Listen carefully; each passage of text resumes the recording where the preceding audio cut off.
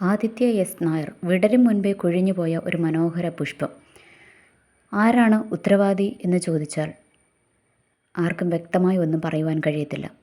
കാരണം നമ്മൾ പലപ്പോഴും പുറമേ നിന്ന് ആരൊക്കെയോ പറയുന്നതിനെ അല്ലെങ്കിൽ ആരൊക്കെയോ ചൂണ്ടിക്കാണിക്കുന്നതിൻ്റെ പുറകെ പോയി അവിടുന്നും ഇവിടുന്നും കേട്ടത് മാത്രം കണ്ടും കേട്ടും അതിനനുസരിച്ച് ഉത്തരം പറയുകയും കമൻ്റ് ഇടുകയും ഒക്കെ ചെയ്യുന്ന വ്യക്തികളാണ് നമ്മളൊക്കെ.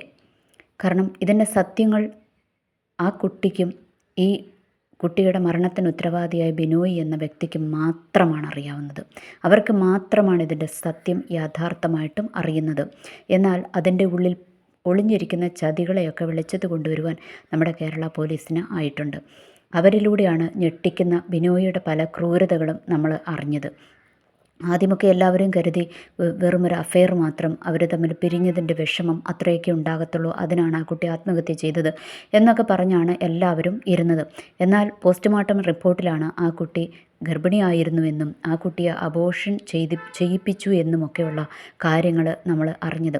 ഓർക്കുക, ആ പെൺകുട്ടിക്ക് ചെറിയ പ്രായമാണ്, +2 പഠിക്കുന്ന ഒരു കുട്ടി എന്ന് പറഞ്ഞാൽ ജീവിതം എന്താണെന്നോ അതിൻ്റെ അതിനെക്കുറിച്ചുള്ള ഒരു ധാരണയും ആ കുട്ടിക്കില്ല. ഒരു പക്ഷേ അവളെ അതിവിദഗ്ധമായിട്ട് ബിനോയ് എന്ന് പറയുന്നവൻ ബ്രെയിൻ വാഷ് ചെയ്തിട്ടുണ്ടാകണം, അവളെ അത്ര പറഞ്ഞ് വിശ്വസിപ്പിച്ചിട്ടുണ്ടാകണം. അപ്പം ഈ ലോകത്തിൻ്റെ കപടതകളെക്കുറിച്ച് ആഴത്തിലേക്ക് ഇറങ്ങി ചിന്തിക്കുവാൻ കഴിവില്ലാത്ത ആ പെൺകുട്ടി അവൻ്റെ മോഹന വാഗ്ദാനങ്ങളിൽ കുടുങ്ങിയിട്ടുണ്ടാകണം. അതുകൊണ്ടായിരിക്കുമല്ലോ ഇവളുടെ അക്കൗണ്ട് പോലും അവൻ ഹാൻഡിൽ ചെയ്യുന്നത്.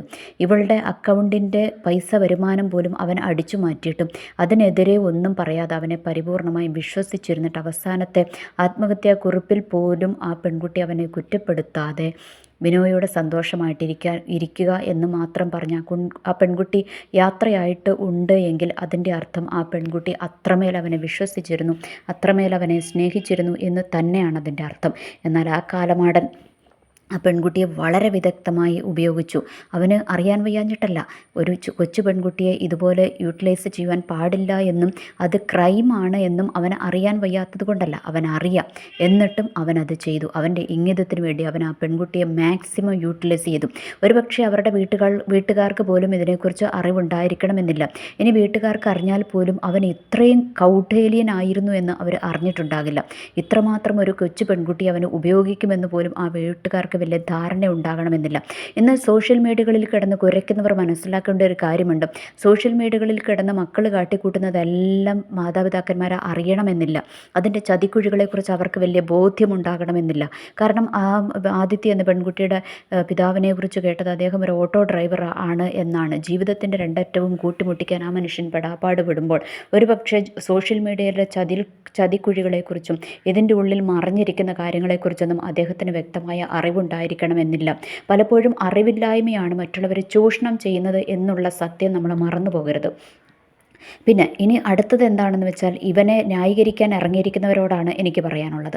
അവർ ഇവൻ്റെ കുറേ ഞഞ്ഞ കുറേ വീഡിയോയും കണ്ടിട്ട് ഇവൻ്റെ ആ ഒരു പെൺകുട്ടി ഇവന് വേണ്ടി ഒരുത്തി, ഇവൻ്റെ ഫ്രണ്ടാണെന്ന് പറഞ്ഞുകൊണ്ട് ഒരുത്തി ആദ്യം ഇവനെ ന്യായീകരിച്ചുകൊണ്ട് ഒരു വീഡിയോ ഇറക്കിയിട്ടുണ്ടായിരുന്നു. ഇവളോട് ഇവൻ സംസാരിക്കുന്നത് കണ്ടിട്ട് ആ ഒരൊറ്റ ബുദ്ധിയുള്ളവർക്ക് ആ ഒരൊറ്റ ഫോൺ കോളിൽ തന്നെ മനസ്സിലാകും ഇവൻ പക്ക ഫ്രോഡാണെന്ന്. കാരണം ഇവൻ അതിനകത്ത് ന്യായീകരിച്ചങ്ങ് എടേ അവൾ അങ്ങനെ ഇങ്ങനെയൊക്കെ ആടി എന്നൊക്കെ പറഞ്ഞുകൊണ്ട് അവൻ്റെ ആ മെഴുകൽ കേൾക്കുമ്പോൾ തന്നെ അറിയാം ഇവൻ പക്ക ഫ്രോഡാണെന്ന്. ഇവനൊരു മാന്യതയുള്ളവനായിരുന്നുവെങ്കിൽ ഇവൻ്റെ സംസാരത്തിൻ്റെ സ്റ്റൈല് തന്നെ മാറും. ഇവൻ്റെ ആ ഒരു സംസാരം കേൾക്കുമ്പോൾ തന്നെ അറിയാം ഇവൻ അവളെ ചതിച്ചു, ഇനി അടുത്തയാളെ ട്യൂൺ ചെയ്തുകൊണ്ടിരിക്കുന്നതാണ് എന്നുള്ള, ഒന്നെങ്കിൽ ആ പെൺകുട്ടിയെ തന്നെയാകാം അല്ലെങ്കിൽ വേറെ ആരെയെങ്കിലും അവൻ ട്യൂൺ ചെയ്യുന്നതിൻ്റെ നല്ലൊരു ധ്വനി അവൻ്റെ ആ സംസാരത്തിൽ തന്നെയുണ്ട്. കാരണം അല്ലായെങ്കിലും ഒരു പെൺകുട്ടിയെ കൊണ്ടുപോയി ശാരീരികമായി ഉപയോഗിച്ചിട്ട് അത് തന്നെ ഇവന് ആ പെൺകുട്ടിയെ ഗർഭചിത്രം നടത്തിപ്പിക്കാനൊക്കെ ഉള്ളൊരു അത്രയും പക്വത ഇവൻ എവിടുന്നാണ് വന്നത്? ഇവൻ പക്ക ഫ്രോഡായതുകൊണ്ടല്ലേ ഇവൻ അത് ചെയ്തത്. ഇതല്ലായിരുന്നെങ്കിൽ ഇവൻ അവളെ ആത്മാർത്ഥമായി സ്നേഹിച്ചിരുന്നു എങ്കിൽ ഇവൻ എന്ത് ചെയ്യുമായിരുന്നു? രഹസ്യമായി വീട്ടുകാരെ വിവരം അറിയിച്ചു. ഇവന് പ്രായപൂർത്തിയായി, ആ പെൺകുട്ടിക്ക് പ്രായപൂർത്തിയാകാതിരുന്നിട്ടുള്ളൂ. ഇവൻ രഹസ്യമായി വീട്ടുകാരെ അറിയിച്ച് പ്രായപൂർത്തിയാകുന്നിടം വരെ വെയിറ്റ് ചെയ്ത് ഇവളെ കല്യാണം കഴിക്കാൻ ഇവൻ തയ്യാറാകുമായിരുന്നു. ഇവനൊരു ഇത്തിരിയെങ്കിലും സത്യസന്ധതയുള്ളവനായിരുന്നുവെങ്കിൽ. അത് ഈ ന്യായീകരിക്കുന്ന തൊഴിലാളികൾക്ക് മനസ്സിലാകത്തില്ല. കാരണം ഈ ന്യായീകരണ തൊഴിലാളികൾ ഇവനെ ഇന്നും ന്യായീകരിച്ചുകൊണ്ട് നടക്കുന്നവരുടെ മറ്റൊരു സത്യം എന്താണെന്ന് വെച്ചാൽ അവർ ഒന്നെങ്കിൽ ഇതുപോലെ തന്നെയുള്ളവരെ ഇവനെപ്പോലെയുള്ള ഫ്രോഡുകളാണ്, മറ്റുള്ളവരെ ചതിച്ചും ഊമ്പിച്ചും ജീവിക്കുന്നവർ. അതല്ല എങ്കിൽ അതുപോലെ തന്നെയുള്ളൊരു മെൻറ്റാലിറ്റി സൂക്ഷിക്കുന്നവരാണ് ഇവനെ ന്യായീകരിക്കത്തുള്ളൂ. അല്ലാത്തവരാരും ഇവനെ ന്യായീകരിക്കത്തില്ല. ഇനി പലരും ചോദിക്കും, ഇവളും അറിഞ്ഞുകൊണ്ട് അങ്ങ് ചെന്ന് ചാടിയതല്ലേ? അതെ, ഇവൾ അറിഞ്ഞുകൊണ്ട് ചെന്ന് ചാടിയത് തന്നെ ആയിരിക്കും. കാരണം ഇവളെ സംബന്ധിച്ചിടത്തോളം ഇവളുടെ സോഷ്യൽ മീഡിയ അക്കൗണ്ട് വരെ ഹാൻഡിൽ ചെയ്യാൻ, ഇവൾക്ക് ലഭിക്കുന്ന വരുമാനം വരെ മറ്റൊരുത്തൻ്റെ അക്കൗണ്ടിലോട്ട് പോകത്തക്കവണ്ണം ഇവൾ പ്രവർത്തിച്ചു എങ്കിൽ ഇതിൻ്റെ അർത്ഥം ഇവൾ അത്രമാത്രം ആ പയ്യനെ വിശ്വസിച്ചിരുന്നു, അത്രമാത്രം അവനെ സ്നേഹിച്ചിരുന്നു എന്ന് തന്നെയാണ് അതിൻ്റെ അർത്ഥം. അതുകൊണ്ട് തന്നെയാണ് ആ പെൺകുട്ടി ഇവൻ്റെ മോഹന വാഗ്ദാനങ്ങളിൽ കുടുങ്ങി ഇവൻ കൈവിടത്തില്ല, ഇവൻ ഉപേക്ഷിക്കത്തില്ല, ഇവൻ വിവാഹം കഴിക്കും എന്നുള്ള ഒരു ധാരണയും ഉറപ്പും ഉള്ളതുകൊണ്ടായിരിക്കാം ഇവൻ്റെ ഇംഗിതത്തിന് പോലും ഈ പെൺകുട്ടി വഴങ്ങിക്കൊടുത്തത്. നമുക്കറിയാം, അത്രമാത്രം ചിന്തിക്കാനുള്ള പക്വതയൊന്നും ആ പെൺകുട്ടിക്ക് ആയിട്ടില്ല. ഇവൾ ഏത് ചതിയിലോട്ടാണ് ചെന്ന് ചാടിയതെന്ന് ചിന്തിക്കാനുള്ളൊരു പക്വത പോലും ഒരു പക്ഷേ ഈ പെൺകുട്ടിക്ക് ഉണ്ടായിരിക്കണമെന്നില്ല. ഇവൻ അത്രമാത്രം അവളെ ബ്രെയിൻ വാഷ് ചെയ്തിട്ടുണ്ടാകണം. അതാണ് ഇതിൻ്റെ പിന്നിൽ നടന്നിരിക്കുന്ന യഥാർത്ഥമായ സത്യം. ഇനി എന്തായാലും നമ്മുടെ നിയമം വളരെ കൃത്യമായി ഇതിനകത്ത് ഇടപെട്ടതുകൊണ്ടും പോസ്കോ കേസ് ഇവനെതിരെ ചാർത്തിയതുകൊണ്ടും ഇവനെ കൊണ്ട് മണി പോലെ സത്യങ്ങളൊക്കെ പറയിപ്പിച്ചു. എന്നിട്ട് അത് മുഴുവൻ സോഷ്യൽ മീഡിയകളിലൂടെയും ന്യൂസുകളിലൂടെയൊക്കെ നമ്മൾ കേട്ടുകൊണ്ടിരുന്നിട്ടും ഇവനെ ഇനിയും ന്യായീകരിച്ചുകൊണ്ടിരിക്കുന്നവർക്കെതിരെയും കേസെടുക്കണം എന്നാണ് എൻ്റെ അഭിപ്രായം.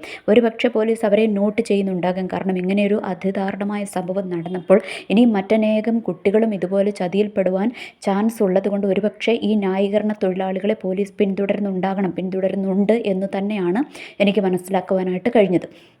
കാരണം അവരും ഇതിനകത്തെ ഒരു പാർട്ടായിരിക്കണം, കൂട്ടുപ്രതികളായിരിക്കണം. അതുതന്നെയാണ് ഇതിനകത്ത് ഒളിഞ്ഞിരിക്കുന്ന സത്യം.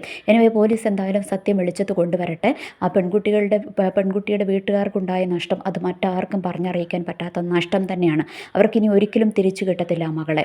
അത്രയും നഷ്ടം അവർക്കുണ്ടായിട്ടുണ്ട്. ആ വീട്ടുകാർക്ക് നീതി കിട്ടിയേ മതിയാകൂ.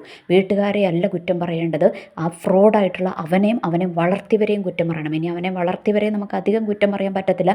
കാരണം അവരും അറിഞ്ഞിട്ടുണ്ടാകണമെന്നില്ല ഇവൻ ഇത്രയും ഫ്രോഡ് തരം കാണിക്കുന്നുവെന്ന്. കാരണം ഇവൻ അവരുടെ മുൻപിൽ വലിയ നല്ല വെള്ള ചമഞ്ഞ് അഭിനയിച്ചു കൊണ്ടിരിക്കുകയായിരുന്നിരിക്കണം.